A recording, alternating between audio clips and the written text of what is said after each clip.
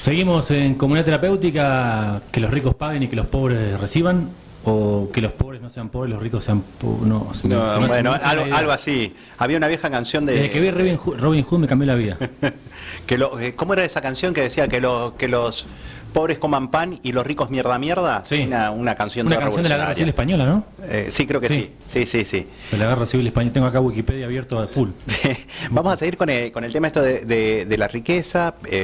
Tenemos en línea a Sergio Chousa, que es economista, es docente, es investigador de la Universidad de Buenos Aires. Hola Sergio, ¿cómo estás? Hola, buenas tardes a ustedes y a todo su equipo.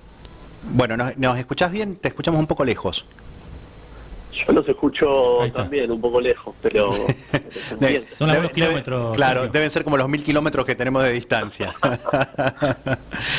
Sergio, ¿qué crees vos que hay como una cuestión, digamos, evidentemente hay una cuestión económica, pero también hay una cuestión filosófica sobre esto del impuesto a la riqueza y que, bueno, ha sido tan controvertido hasta su aprobación y seguramente va a traer cola en nuestro país? Sí, lo primero que emerge es la cuestión económica, porque obviamente a nadie le gusta pagar impuestos.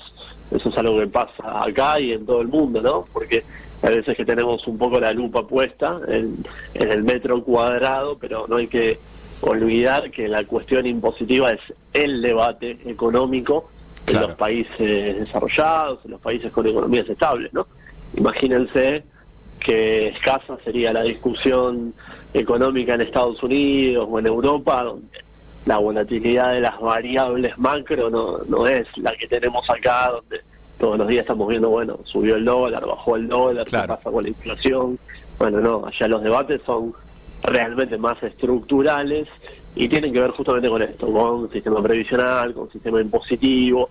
Entonces, digo, primero todo el contexto de que el debate sobre la queja de algunos sectores respecto de la carga impositiva no es una rareza argentina. Y después el aspecto filosófico que tiene que ver con bueno, quién costea, quién cubre los costos de las políticas de gastos en los diferentes países.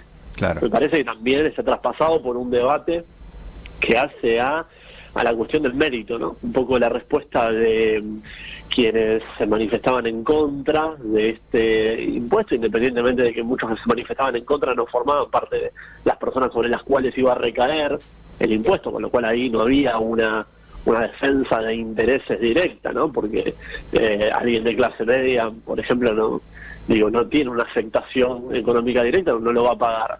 Pero sí, tal vez tiene una visión ideológica que, bueno, implica que tener una valoración muy positiva sobre el mérito que implica formar parte de ese 0,02% de la población de mayores ingresos. Entonces, esa evaluación de que no es deseable captar capacidad contributiva en esos sectores. Yo creo que el debate más estructural sobre cómo tiene que ser el diseño, cómo tiene que ser la pirámide de cómo cobramos los impuestos en Argentina, es un debate importante, pero no se está dando ahora, no es el momento para darlo. La discusión y el debate de este proyecto de ley es algo mucho más de relieve, mucho más de superficie, que es cómo cubrimos el enorme costo que nos costó la pandemia en términos de programas contracíclicos, en términos de insumos médicos. El año que viene tenemos que comprar las vacunas. ¿Quién soporta el costo excepcional del impacto de esta pandemia, ¿no?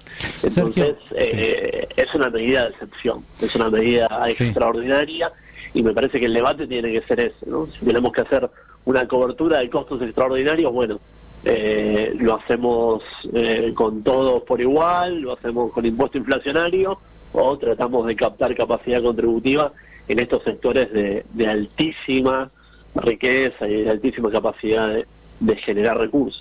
Sergio, recién hablamos con Juan Pablo Costa del CEPA, este tema de la información que hay sobre este impuesto, y por ahí te iba a preguntar si no crees que el gobierno debería hacer un poco más de docencia sobre lo que implica el impuesto a la riqueza, porque por ahí en las redes uno ve que se debate medio entre sordos o sordas, algo que ya está definido de antemano de quién lo propone y no qué se propone, que es qué implica este impuesto, quiénes lo van a pagar, y esta generalización que es más impuestos, comunistas, de izquierda, digo, hay un debate ahí un tanto confuso que quizá el gobierno nacional tiene herramientas para hacer como mayor docencia sobre el tema. Digo, no sé cuál es tu mirada sobre esto.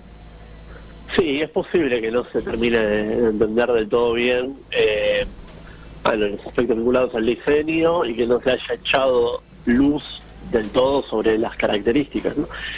Y es difícil también, ¿no? Porque hay como una batería mediática, comunicacional, también de una mayor capilaridad. Hoy en día el ágora, la arena por excelencia de debate de lo público, que son las redes sociales, y bueno, hay, me parece, mayor espalda, mayor fortaleza para comunicar y para dar discusiones de parte de la oposición.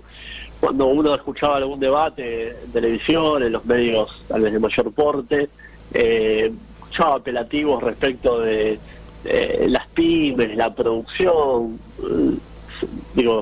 recurriendo a falacias y a mentiras para explicar las posibles contrariedades de este aporte, cuando es un aporte que está aplicado a personas. Definitivamente ninguna persona que tenga activos vinculados a una pyme puede llegar a quedar comprendido en ese 0,02%. Entonces, bueno, hay ahí una intencionalidad muy manifiesta de llevar a arenas movedizas al debate para enmascarar lo que realmente es, ¿no? Están defendiendo intereses de 9.289 personas, que no está mal, de nuevo.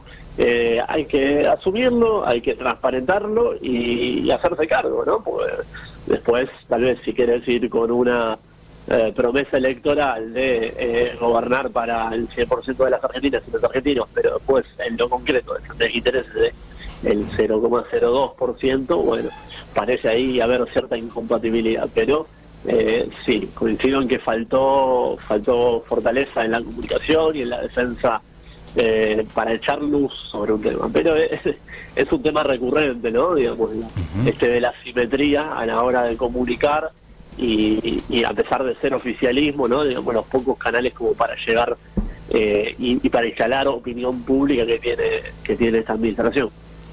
Bueno, muchas gracias, Sergio. La verdad que ha sido muy lindo escucharte.